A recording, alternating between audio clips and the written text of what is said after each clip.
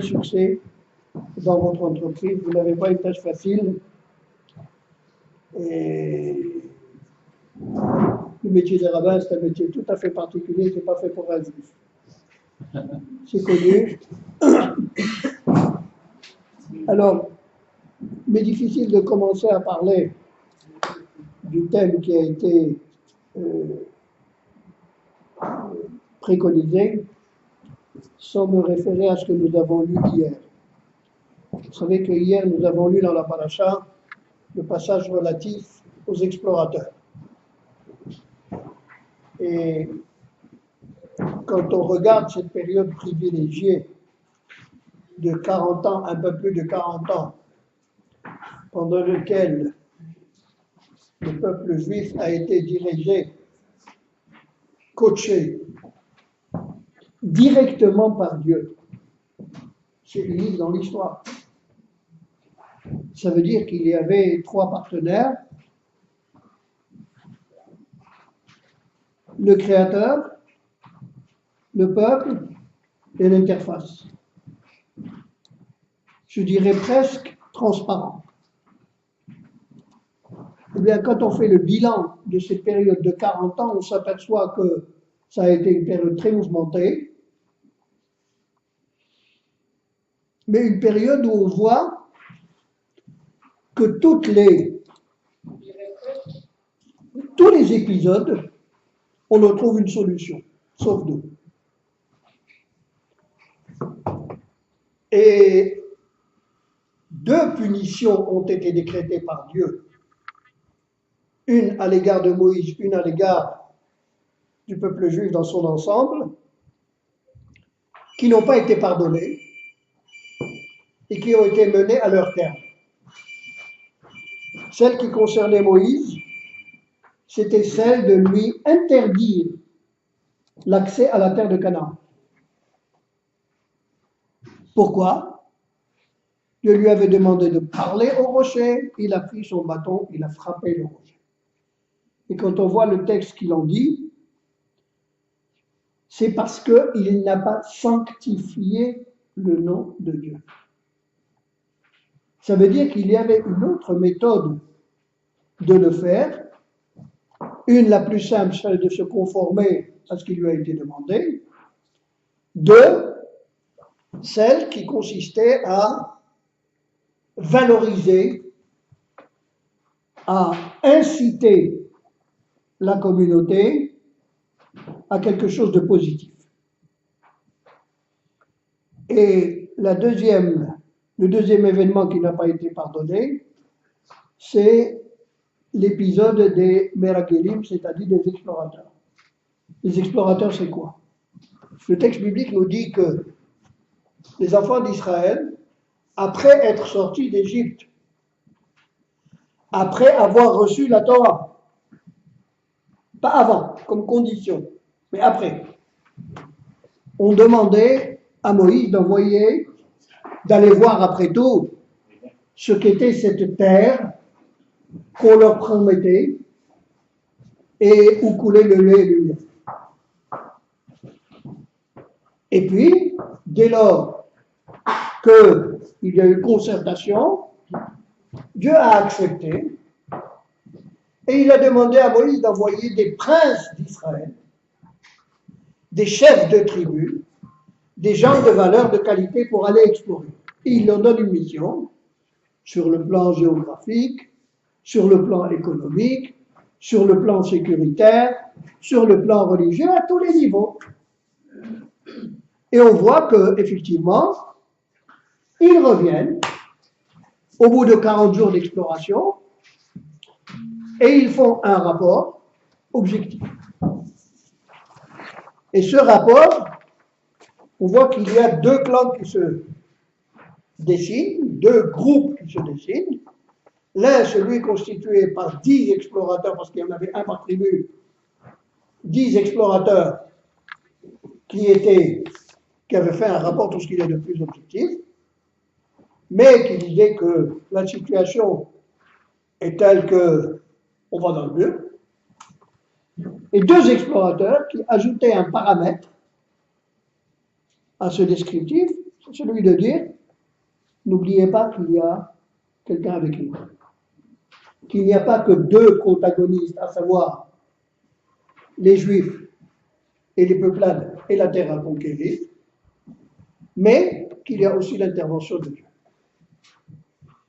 Cela finit par une punition terrible, c'est que Dieu décrète qu'un jour par année, ils ont passé 40 jours d'exploration, mais ils passeront 40 ans dans le désert, Ad Tom Kolador, jusqu'à ce que toutes ces générations soient effacées. En vérité, pas toute la génération, ceux qui étaient en âge de, c'est-à-dire les plus de 20 ans. Bien. Et on constate que cette punition a été tenue avec rigueur et qu'il n'y a pas eu de pardon.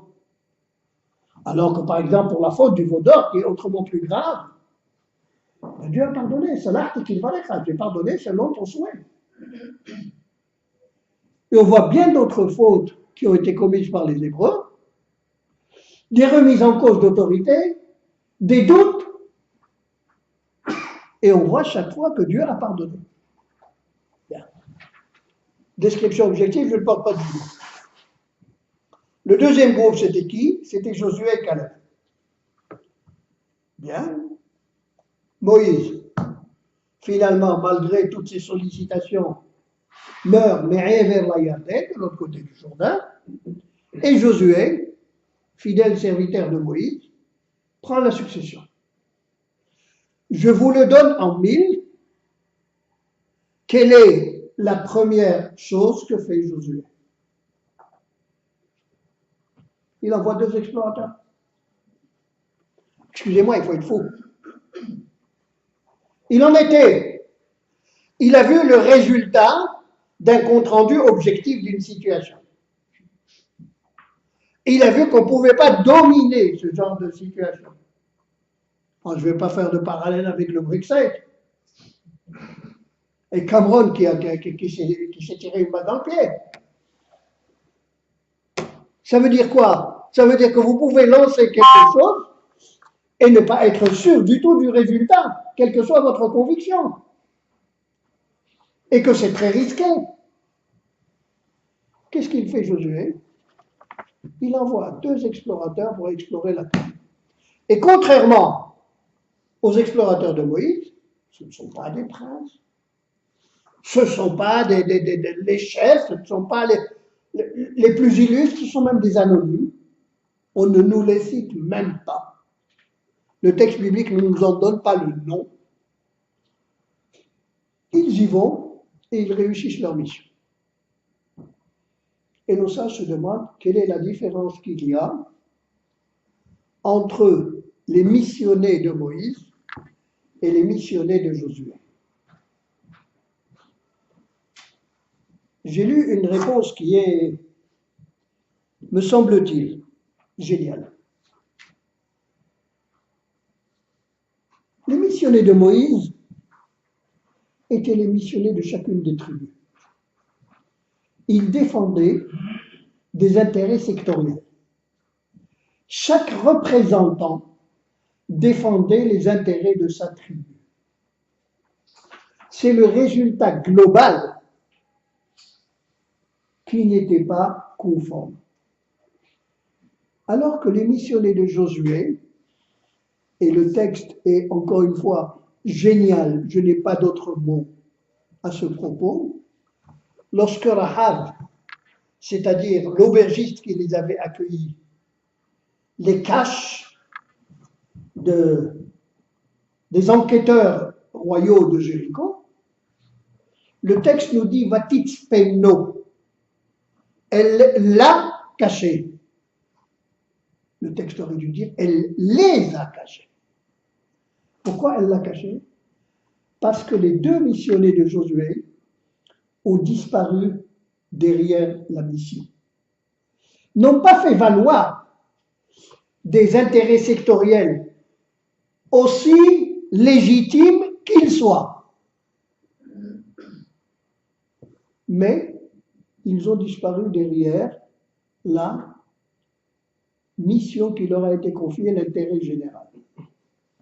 Et à cette faute, il faudra attendre presque 4 siècles, 3 siècles et demi, l'arrivée de Samuel pour reconstituer l'unité de la communauté d'Israël. Et ça ne s'est pas fait tout seul. Et ceci, n'oubliez pas le point de départ. Le point de départ, c'est d'un côté, Kiddush Hashem, la sanctification du nom de Dieu, au niveau de Moïse, Kiddush Hashem, la sanctification du nom de Dieu dans les explorateurs. À propos de cette sanctification, je vais vous demander à l'un ou à l'autre volontaire de nous lire le passage relatif aux Gabaonites dans Josué au chapitre 9.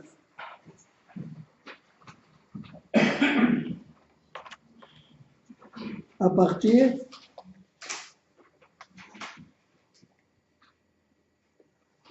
du début du chapitre. Et deuxièmement, le chapitre 21 de Samuel 2, à propos du roi David. Quelqu'un veut lire le chapitre 9 de Josué? Allez-y. Ils lui répondirent: les serviteurs sont venus d'un pays très éloigné, en l'honneur de l'Éternel ton Dieu. Car nous avons entendu parler de lui, de tout ce qu'il a fait en Égypte, et de ce qu'il a fait aux 2 rois amoréens. C'était pas le moment. Chapitre 9. C'est bon.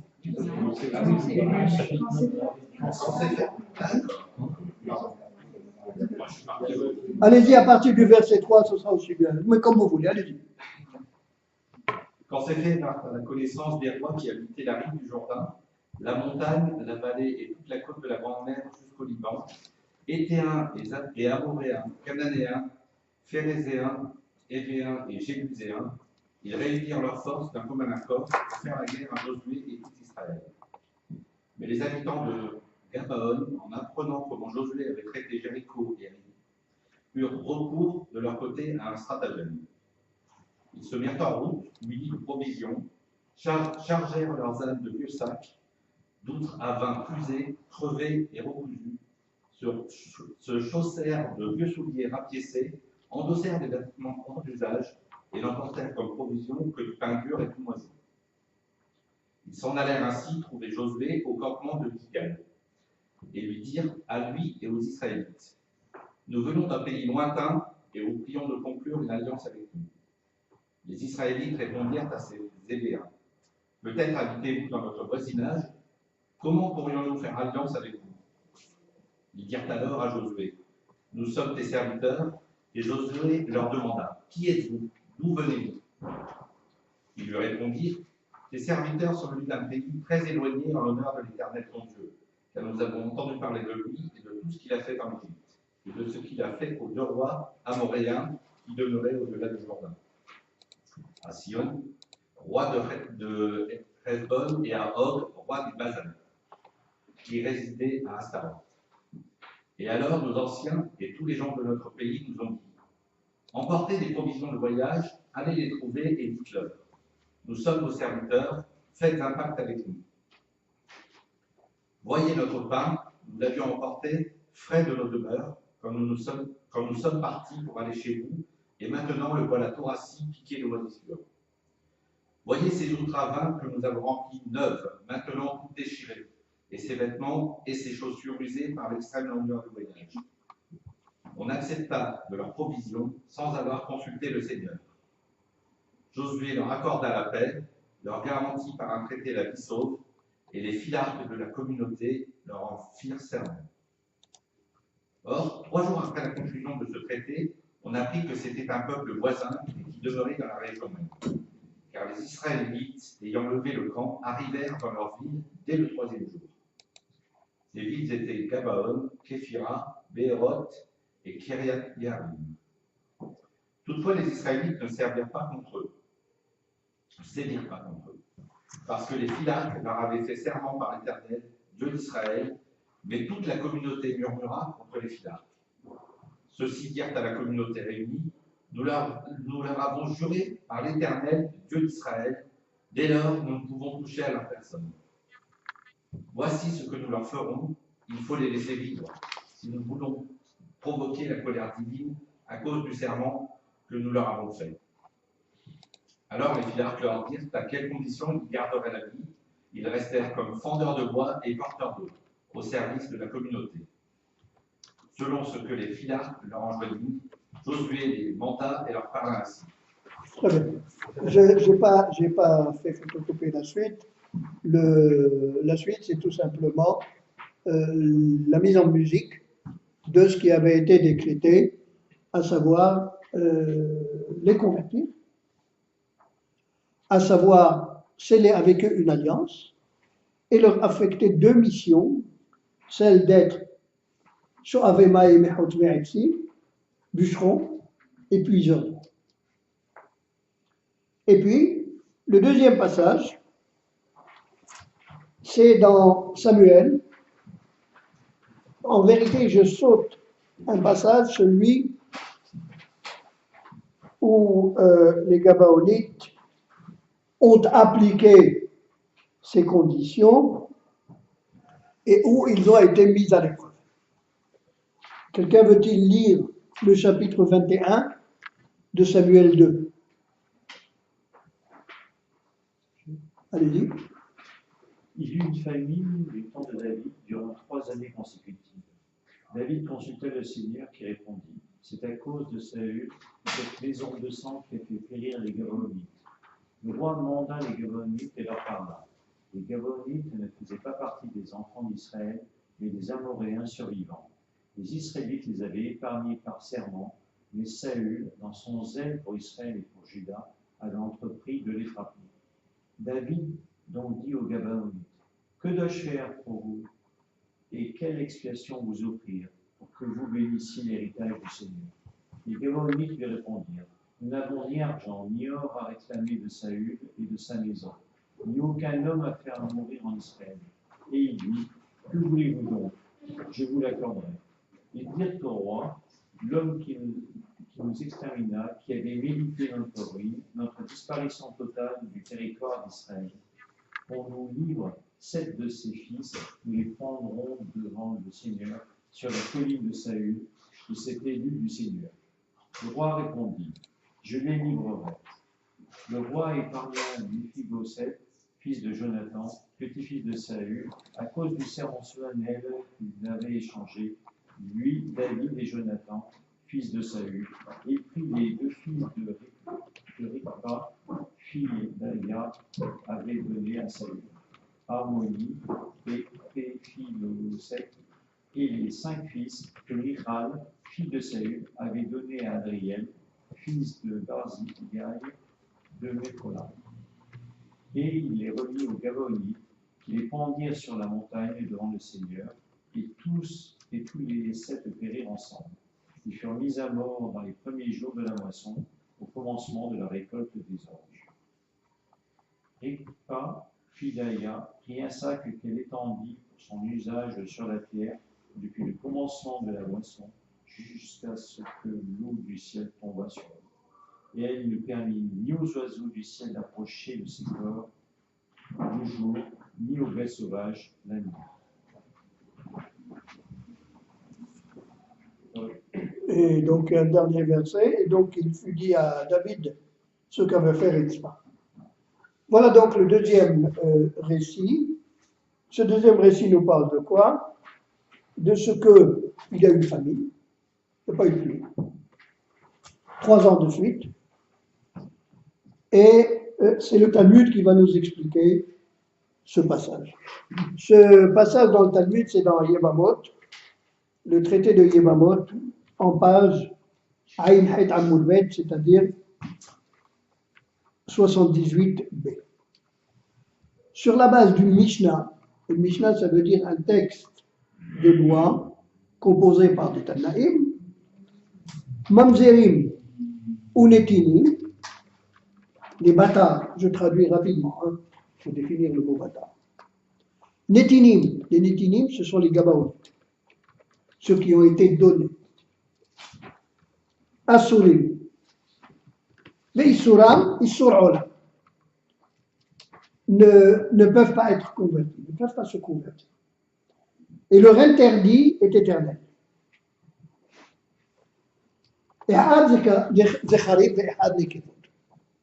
Mâle et femelle.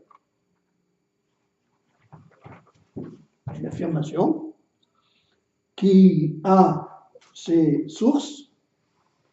Et puis on va commencer l'explication du texte. Amar Rabhanna bar Abba.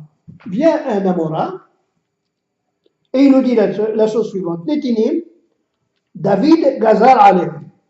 C'est David qui a décrété leur incapacité à converger.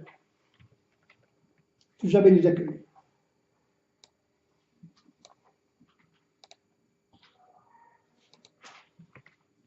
Chez Nehemar, sur la base du verset,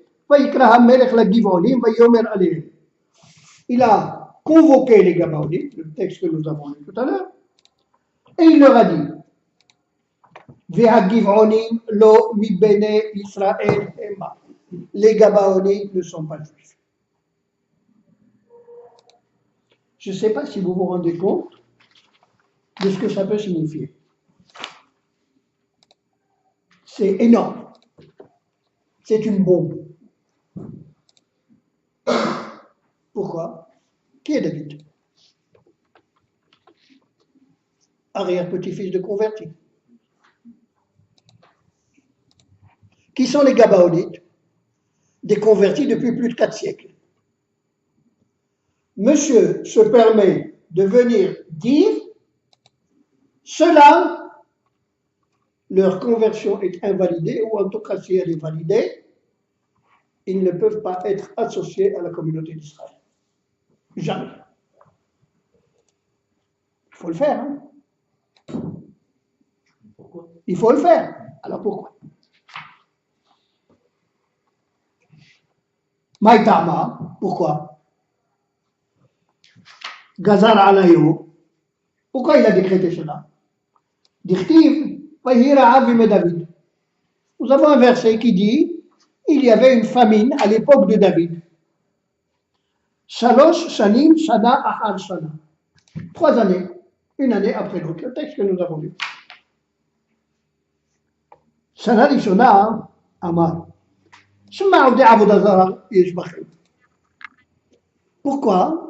Pourquoi il y a eu cette famine? David a dit s'il y a sécheresse, qu'est-ce qu'elle dit la Torah à propos de la sécheresse? Que la sécheresse vient quand il y a de l'idolâtrie. Ou ça,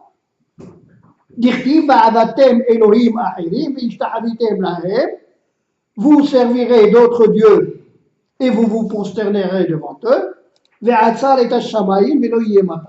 Dieu fermera les cieux et il n'y aura pas de pluie. Donc, pour David, la raison de cette famine, c'est qu'il n'y a pas d'eau. Et quand est-ce qu'il n'y a pas d'eau? Quand il y a de l'idolâtrie. Bien. Badkou, Velomatsu. On s'est mis à chercher dans toute la communauté d'Israël, dans tout le royaume de David, s'il y avait de l'idolâtrie, on n'a pas trouvé d'idolâtrie. Les gens n'étaient pas idolâtres. C'était une croyance pure en un Dieu monothéiste. Pas de problème à ce niveau-là. Deuxième année, toujours pas de pluie. Alors David va chercher.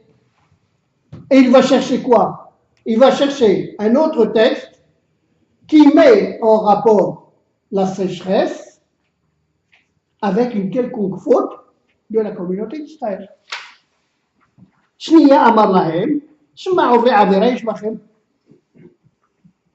Deuxième année, alors sans doute qu'il y a une dépravation de mœurs.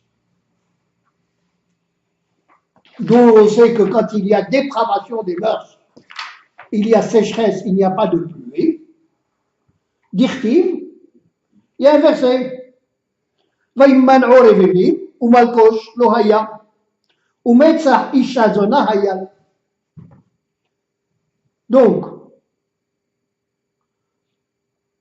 il n'y a pas eu de nuages, il n'y avait pas eu de pluie. Par contre, les femmes prostituées, la dépravation sexuelle était courante et était au vu et au su de tous. Oh, je vais me mettre dans les chaussures de ces trucs. La Gay Pride de Paris. Après, c'est le Tel Aviv. Badkou Vélo Matz. On s'est mis à chercher, on a fait une enquête. Eh ben non, il n'y avait pas de dépravation sexuelle. Eh ben non, il y avait une certaine fidélité. Je me souviens d'un certain prêtre, comment il s'appelle, le père, celui qui a d'Emmaüs, comment il s'appelle? L'abbé Pierre. Il avait été, je me souviens d'une émission à la télévision il y a, je sais pas, 25-30 ans, quand on commençait à peine à parler du sida, et il y avait un débat à la télévision, et le malheureux, il avait osé, l'abbé Pierre, hein, qui avait une réputation exceptionnelle, il avait osé dire, ben, s'il y avait un peu plus de fidélité conjugale, s'il y avait un peu moins de dépravation de meurtre, on lui est tombé dessus. On l'a sorti par la petite porte. Eh bien oui. C'est aussi bien que certains, allez, je vais me lâcher, que certains Palestiniens. Un jour, les rabbins ont été voir les muftis d'Israël et ils leur ont dit, appuyez-nous, qu'on lutte ensemble contre ces gay pride, etc. Et ils leur ont répondu, pas question. Je dis, comment vous êtes d'accord avec ça? Je dis, non, pas du tout. Et dit, alors pourquoi vous ne voulez pas vous associer à nous? Il dit, parce qu'il y a marqué dans votre Bible que quand il y a de la dépravation sexuelle, cette terre vomit ses habitants. Donc elle va vous vomir et on va reprendre la terre.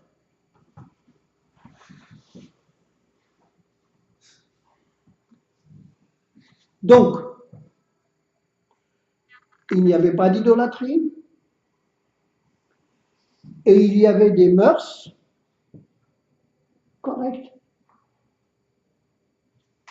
Si j'allais plus loin, si je me lâchais un peu plus, je dirais idéal.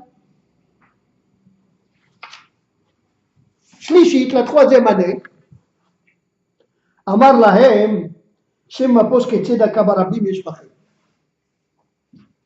Il y a probablement parmi vous des gens qui font des annonces publiques de dons, de générosité, de grandeur d'âme, et puis qui ne les réalisent pas, qui ne les mettent pas en pratique. Et à ce propos, il y a marqué Nesi'im veruah vegeshem aïn.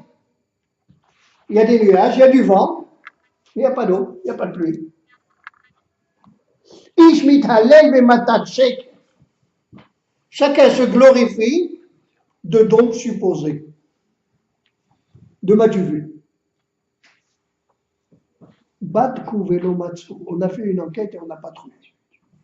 Je ne sais pas si vous réalisez ce que ça veut dire. Imaginez le rabbin Malka qui est à la tête d'une communauté où il n'y a ni idolâtrie, ni dépravation des mœurs, ni défauts moraux dans sa communauté. Une pratique rigoureuse, une foi inébranlable et un comportement, tout ce qu'il y a de plus sociable et tout ce qu'il y a de plus généreux. Ce serait idéal. Ça serait mis à la porte. Pardon? Ça serait mis à la porte. Ce serait mis à la porte. On n'a pas besoin de nous. Parce que vous n'auriez plus rien à faire. Parce que vous n'auriez plus rien à faire. Imaginez au niveau de tout un peuple la qualité, le niveau qu'on avait atteint. David ne peut pas considérer que s'il y a sécheresse, c'est pour autre chose que pour les raisons qui sont invoquées dans le texte biblique. Les trois raisons qui rattachent la sécheresse à quelque chose, ce sont ces trois raisons-là dont je vous ai parlé.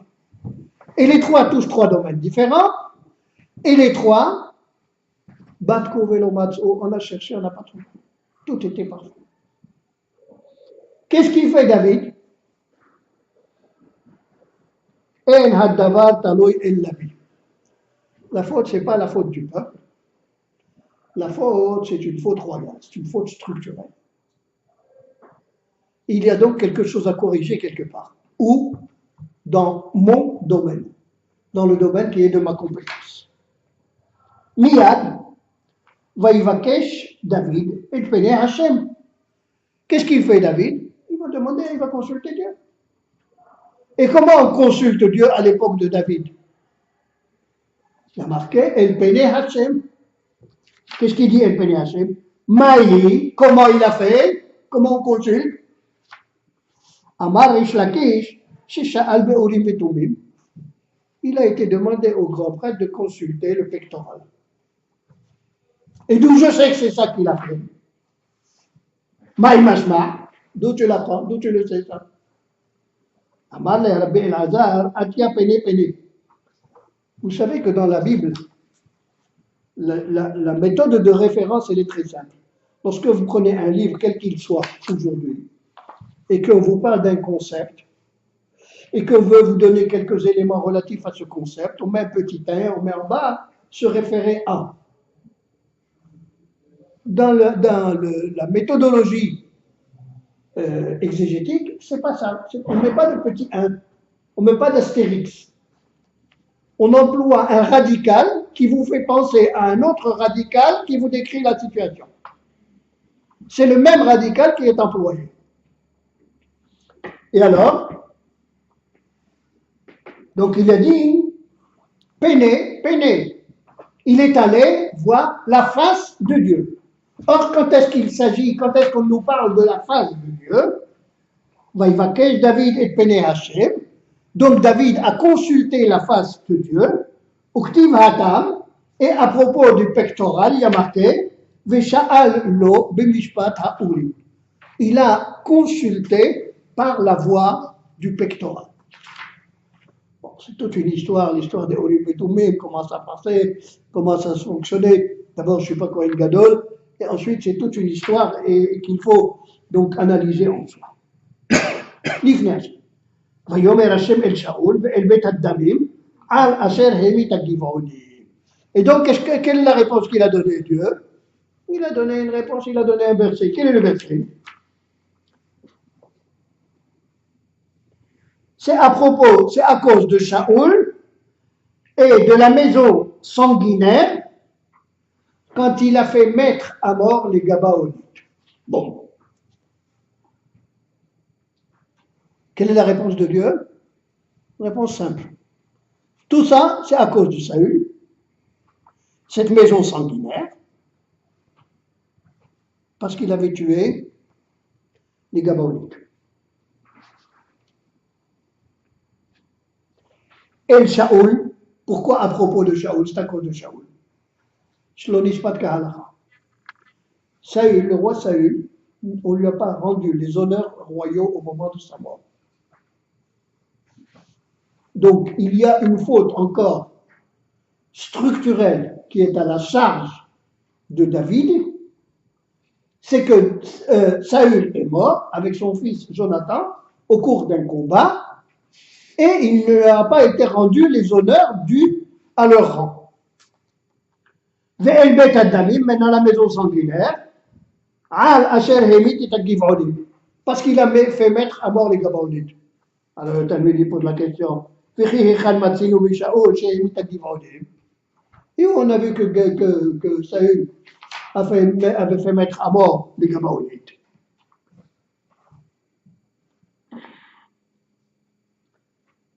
Et là, מתוך שהרגנו עיר הכהנים שהיו מספיקים להם מים ומזון, מעלה עליו הקדוש כאילו הכתוב כאילו הרגה. Qu'est-ce qui s'est passé? Vous savez que Saül était un peu jaloux du succès de David. Saül était encore roi.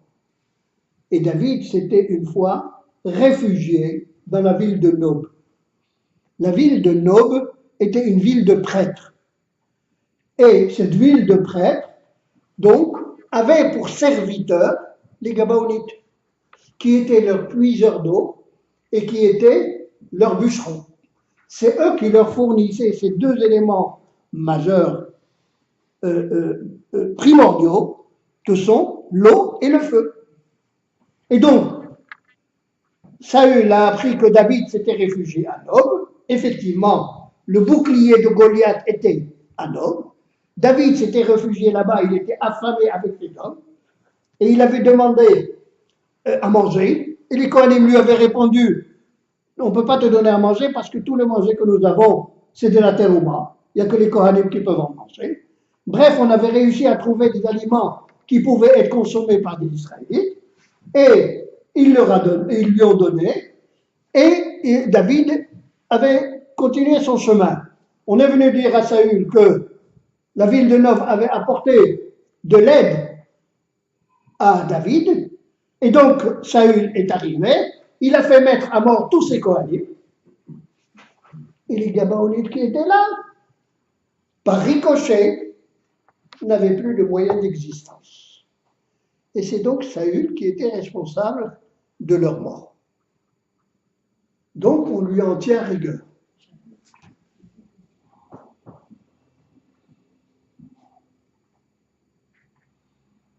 Il dit à propos de... Je ne comprends pas ton raisonnement. Tu viens m'apporter un verset dans lequel tu dis la chose de son contraire. C'est quoi la chose de son contraire? D'un côté, tu viens me dire que s'il y a sécheresse, c'est parce qu'on n'a pas rendu hommage à Saül. D'accord. Et de l'autre côté, tu me dis, cette maison sanguinaire qui a fait mettre à mort. Alors tu veux accabler Saül ou bien tu veux lui rendre hommage?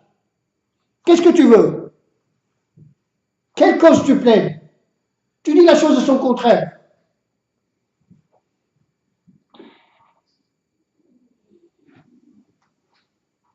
Et il dit oui. C'est possible. De Amaresh Lakish, Maïdikiv, Bikshou et Hashem, Kol, An ve'eretz, Asher Mishpato Paolo. Le véritable juste, le véritable homme droit, c'est celui qui, dans son acte de droiture et de justice, peut aussi faire valoir les mérites de quelqu'un comme ses failles. Ce n'est pas parce que je dis à quelqu'un qu'il a fait une erreur que je vais l'accabler au niveau de tout son comportement. D'un côté, effectivement, on ne lui a pas rendu les hommages dus à un rang royal. Et de l'autre côté, effectivement, il y a une responsabilité de Saül d'avoir, en quelque sorte, fait mettre à mort les Gabaonites. Rappelez-vous qui étaient les Gabaonites, n'oubliez pas. Ba'asher mishpato sham paol. Quand tu viens le juger, rappelle également ses mérites. Ne l'accable pas. Ne fais pas peser sur lui tous les défauts de la terre. C'est pas comme Ban Ki-moon qui va à Jérusalem et qui dit « Je dois vous avouer que les Israéliens, vous n'avez pas bénéficié d'un jugement équitable de la part de l'ONU. » Le secrétaire général de l'ONU qui déclare ça. Hein. En moi. Oui. Amar David. Shaoul. Alors maintenant, on va voir donc ce que nous dit les Urim et Tumim. Les Urim et Tumim nous disent deux choses. La réponse de Dieu, elle dit deux choses. Un, qu'il faut rendre hommage à Saül, qu'on n'a pas rendu hommage, et c'est pour ça qu'il y a sécheresse. Et deux, la deuxième chose, c'est que c'est une royauté sanguinaire. Il dit la première, on a dit parce qu'on n'a pas rendu hommage. On n'a pas rendu les honneurs nécessaires. Nafku leho tresar yarhe.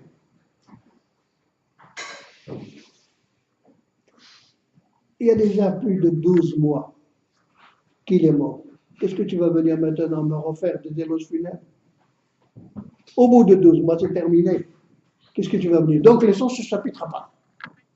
Laissons le chapitre de rendre hommage à Saül de côté. Voyons le deuxième volet. Le deuxième volet, c'était quoi? C'était une royauté sanguinaire qui a fait mettre à mort les Gabaonites. Vélodar, quel est mispédé?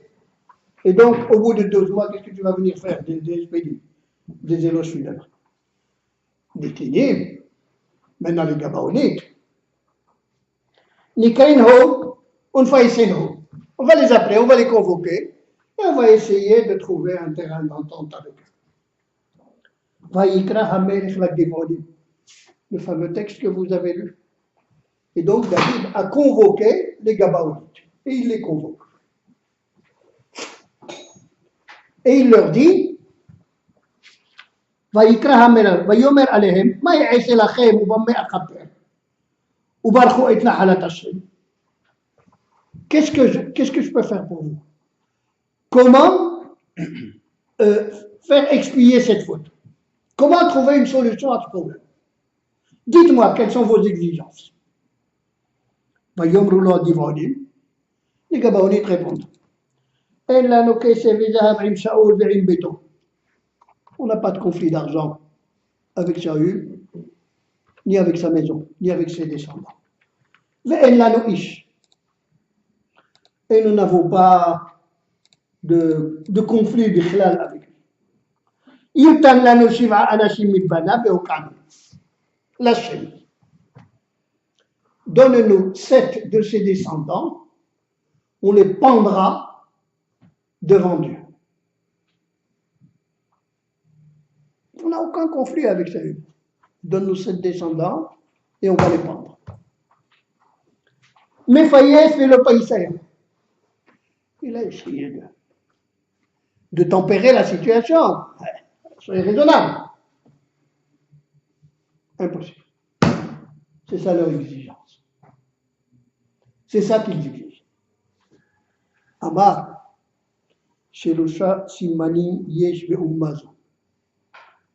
À ce moment, David a décrété une chose très claire. Les Nétinim, les Gabaonites, ne pourront jamais s'allier à la communauté d'Israël. Parce que la communauté d'Israël est caractéristique par 3 qualités. Rahmanim, miséricordieux. Baïchanim, pudique. Gomle Hasadim, capable de faire du bien sans attendre quoi que ce soit en retour. Comment une telle akhzariout, comment une telle cruauté de la part de ceux-là qui avouent n'avoir aucun conflit avec Saül, et David a essayé. Il les a pris collectivement, il les a pris individuellement. Il a essayé, c'est pour ça qu'il dit pas d'argent. Il a essayé de les soudoyer. Il a tout essayé. Rien. Impossible. Et là est en fait le nœud du problème.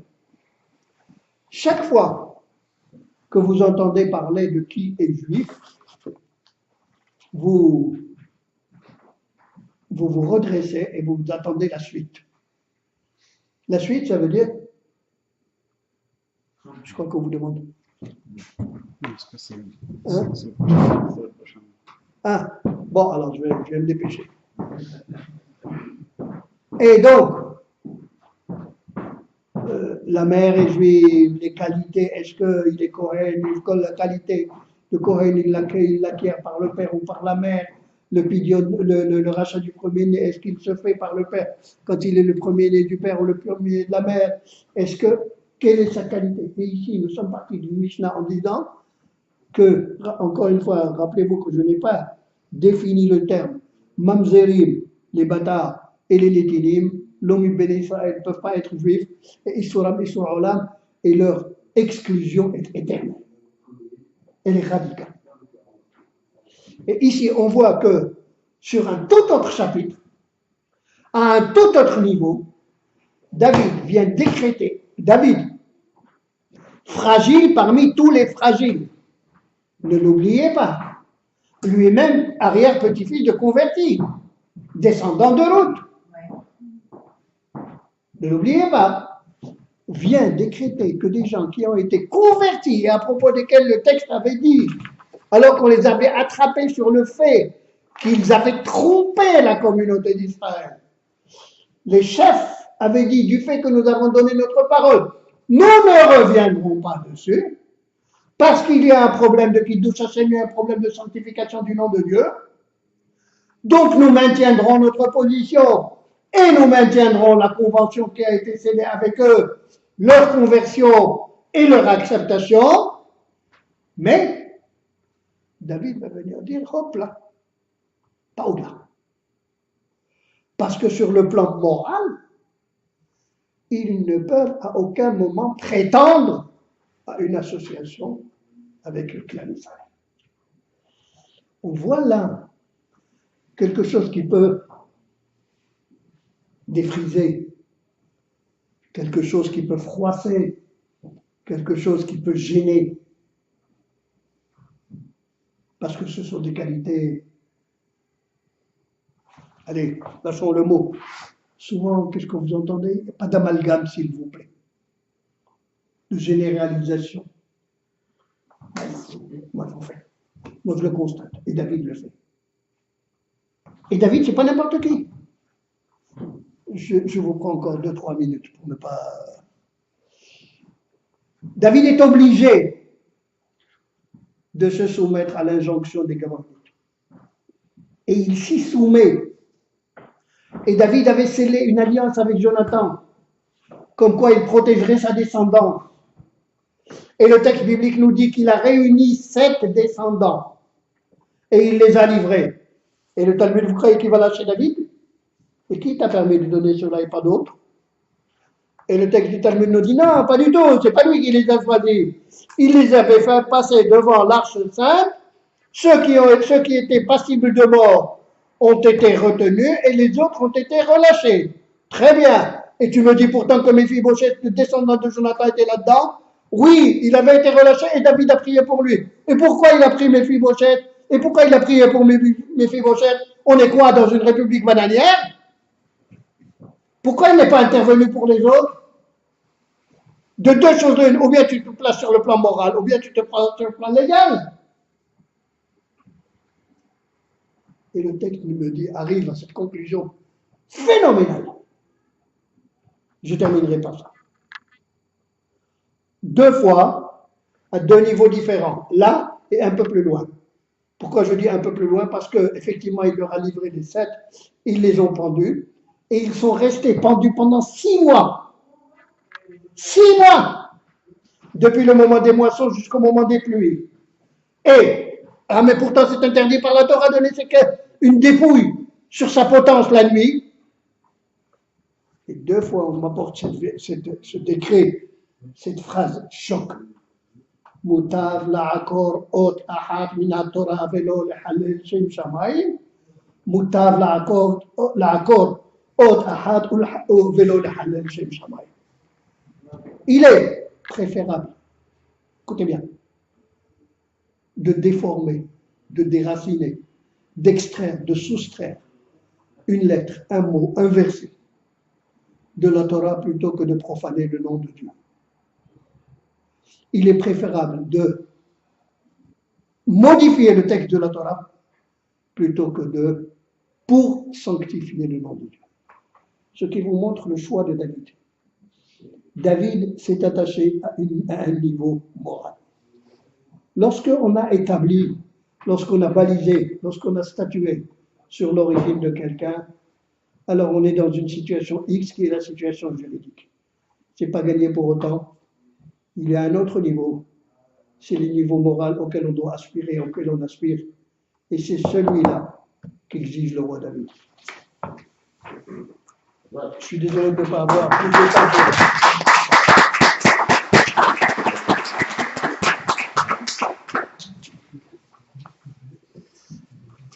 Est-ce qu'il y a des questions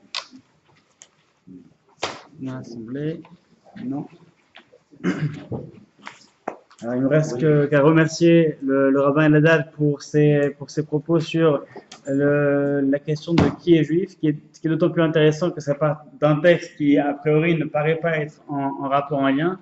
Et puis, au fur et à mesure, on se rapproche, on voit s'établir le schéma pour se rapprocher de plus en plus de la question donc fondamentale, qui est finalement qu'est-ce que c'est, fondamentalement, qu'est-ce que c'est être juif. C'est ces trois grandes qualités du peuple juif. Finalement, qui est le peuple juif dans son essence, dans sa racine, avant même qu'il soit en terre d'Israël, dans son essence même, c'est Rachmanim, Baishanim, Gomech Hasadim, des gens miséricordieux, des gens